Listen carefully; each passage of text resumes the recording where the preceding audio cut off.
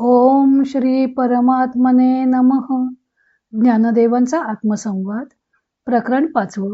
सच्चिदानंद पदत्रय विवरण. सच्चिदानंद या 3 पदांनी परमात्म्याचे खरे वर्णन होत नाही.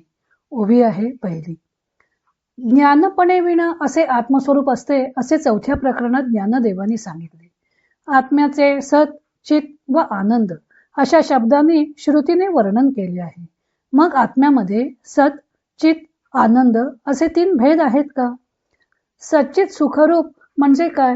श्रुतीने त्याचा कशासाठी उल्लेख केला आहे हे स्पष्ट करण्यासाठी 5व्या प्रकरणाचा ज्ञानदेवांनी आरंभ केला आहे. ज्ञानदेव म्हणतात, सत्ता प्रकाश सुख या तिही उणे लेख, जैसे विषपणेचे विष विषा नाही. सत्ता म्हणजे असणेपणा, प्रकाश म्हणजे ज्ञान किंवा चेतनता.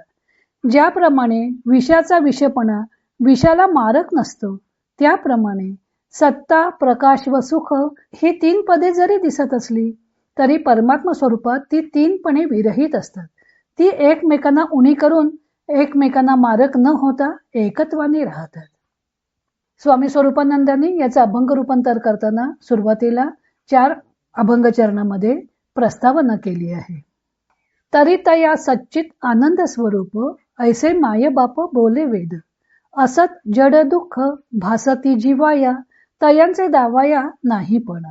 आनंद स्वरूप आत्मा सच्चित घन, ऐसेची गर्जन सांगे श्रुती.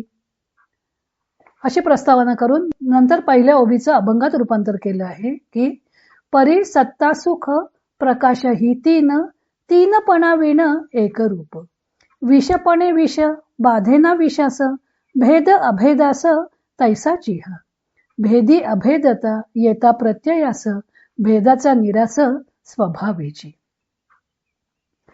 ज्ञानदेवांनी 4थ्या प्रकरणाच्या शेवटी म्हटलं होतं की कुंभ तो जमिनीवर ठेवला तर त्या जमिनीला म्हणजेच मातीला सकुंभ म्हणावं, म्हणजे कुंभासहित म्हणावं.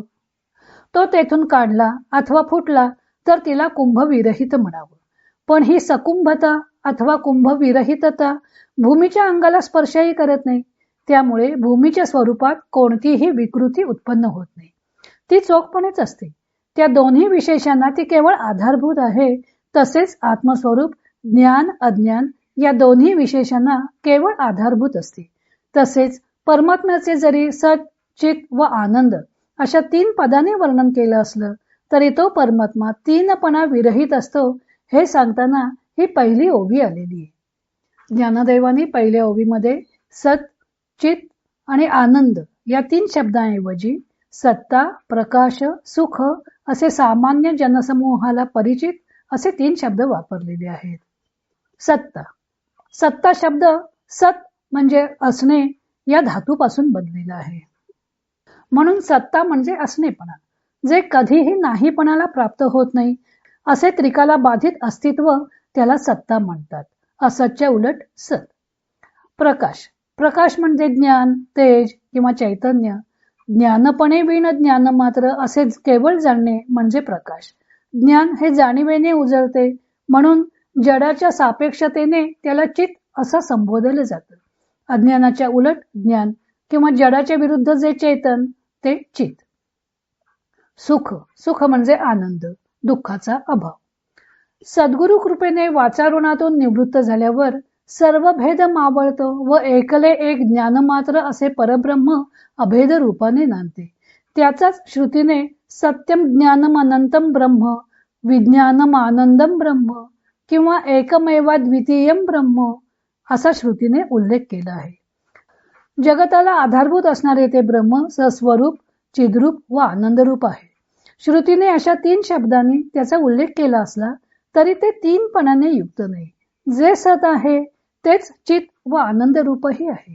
ती 3 पदे वस्तुवाचक नसून परब्रह्म सूचक, सहाय्यक म्हणून उपयोगात आणलेली साधनं आहेत. निखळ ज्ञान मात्र हे अनाख्येय शब्दांच्या अतीत असतं. त्याचे शब्दांनी वर्णन करता येत नाही असं उपनिषदातही सांगितलं आहे. कारण मनुष्य ज्ञान हे ज्ञानेंद्रियांच्या सहाय्यानं करून घेतो. ज्ञानेंद्रिये दृश्य गोष्टीचे ज्ञान करून देतात, परंतु न तत्र चक्षुर्गच्छति न वाग गच्छति नो मनः, असं केनोपनिषदात म्हटलं आहे. त्या ज्ञान मात्र ब्रह्मप्रत स्थूल इंद्रिये पोहोचू शकत नाहीत, त्यामुळे ते शब्दातीत आहे. कोणतीही गोष्ट अमूर्त असेल तर तिचं वर्णन करणे शक्य होत नाही. परमात्मा वस्तू तशीच अमूर्त आहे, म्हणून उपनिषदे त्याचे नेती नेती असं वर्णन करतात. तसेच तैत्तरीय वगैरे काही उपनिषदात सत्यम ज्ञानम अनंतम ब्रह्म असेही वर्णन केलं आहे.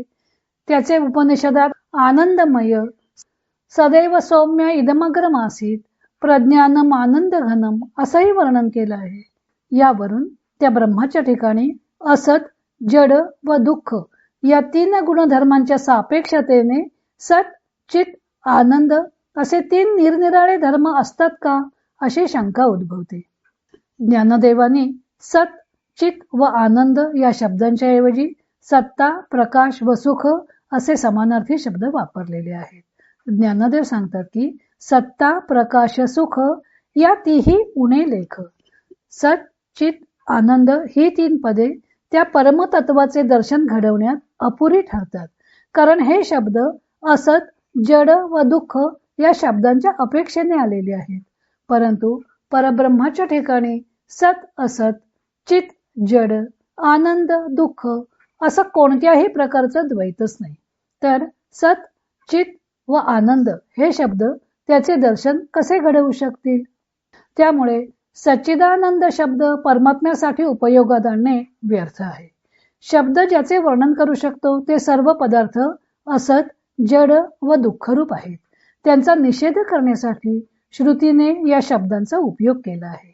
परमात्मा स्वरूप एकच अखंडैक रस आहे. सच्चिदानंद शब्दाने त्याचे वर्णन केले असले तरी ते तीन धर्मांनी युक्त असं प्रतीतीला येत नाही. सर्वच आत्मस्वरूप आहे असं म्हटल्यावर तिथे द्वैताला जागा कोठली?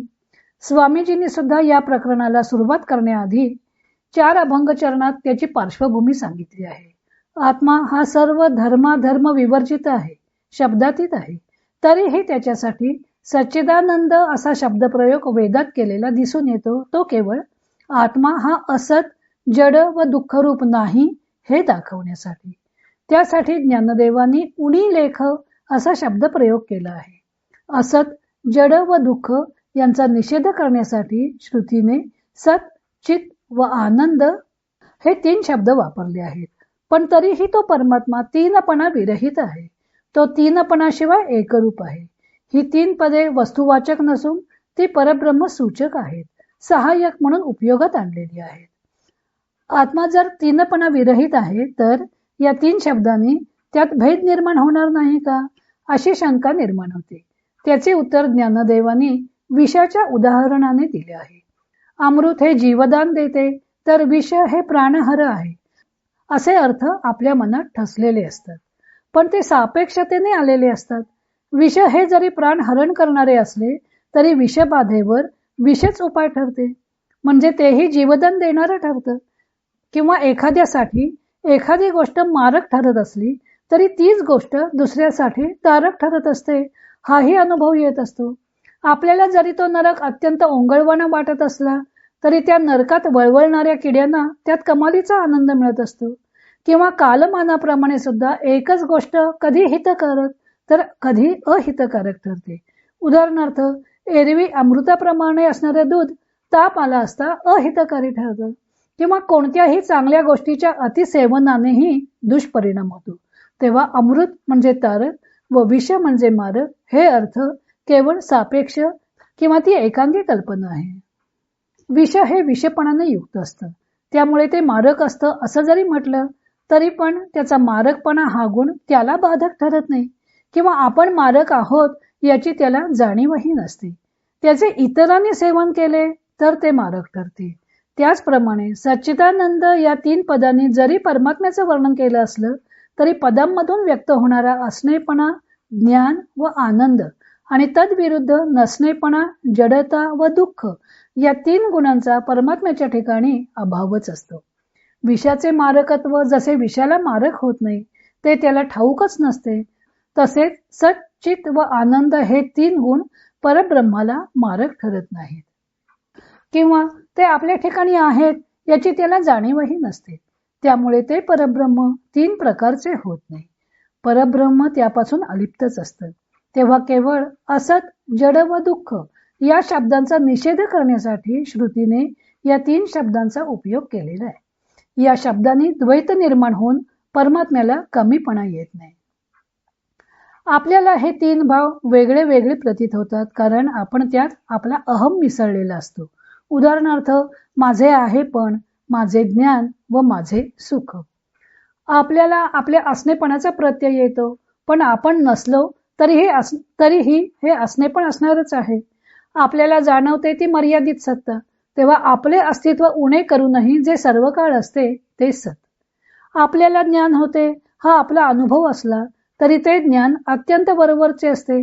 अज्ञात गोष्टी खूप असतात किंवा आपली चेतनता आपल्याला आपल्या हालचालींवरून जाणवते, परंतु आपल्या मृत्यूबरोबर देह अचेतन झाला तरी चेतनता नाहीशी होत नाही. ते तत्व अखंडपणे असणारे सत चित यांनी युक्तच असते. अनुकूल वेदनीयम सुखम व प्रतिकूल वेदनीयम दुःखम अशी आपल्याला येणाऱ्या अनुभवावरून सुख व दुःखाची व्याख्या केली जाते. जी संवेदना अनुकूल असते ते सुख व जी संवेदना आपल्याला प्रतिकूल असते ते दुःख. या 3 गोष्टी मानवी जीवनात 3 प्रकारे जाणवतात. म्हणून परमात्म तत्व सुद्धा या 3 धर्मांनी वेगवेगळं होतं का अशी शंका निर्माण होते. परंतु आपल्यावरून परमात्म्याचे परीक्षण करायचे नाही. ज्ञानदेव सांगतात की या तिही उणे लेख. या 3 गोष्टी वजा केल्यावर जे उरते ते परमात्मा तत्व. माझी सत्ता, माझे ज्ञान व माझे सुख यातील माझे पण उणे केले तर फक्त सत्ता, ज्ञान व सुख उरते, ते परमात्म्याचं स्वरूप आहे. सर्व विश्व परमात्म्याचाच आविष्कार आहे. आविष्कारात भिन्नता असली तरी परमात्म्याच्या मूळ स्वरूपाला कोणत्याही प्रकारचा उणेपणा येत नाही. त्याचे शुद्ध स्वरूप जसेच्या तसेच असते. विष हे विषपणाने युक्त असते. तारक मारक हे त्याचे गुणधर्म इतरांच्या दृष्टीने असतात. तसेच परमात्म्याच्या आविष्काराच्या भिन्नतेमुळे सत असत वगैरे द्वैत हे पाहणाऱ्याच्या मनात असते. सत चित व आनंद अशा शब्दाने जरी श्रुतीने त्याचे वर्णन केले असले तरी त्या शब्दांनी त्याचे खरे वर्णन होत नाही. हे 3 शब्द 3 विशेष तत्वे व्यक्त करत नाहीत, तर ते शब्द परमात्म्याच्या एकाच स्वरूपाकडे संकेत करतात. हे स्पष्ट करण्यासाठी ज्ञानदेवांनी 3 गुणांनी युक्त असे काही दृष्टांत पुढे दिलेले आहेत. ते आपण उद्या पाहू. इतर अनेक ग्रंथांचा आधार घेऊन ज्ञानदेवांच्या अमृतानुभव या ग्रंथाचं लेखन व वाचन सौ मनीषा अभ्यंकर मिरज यांनी केलं आहे. हरिओम तत्सत.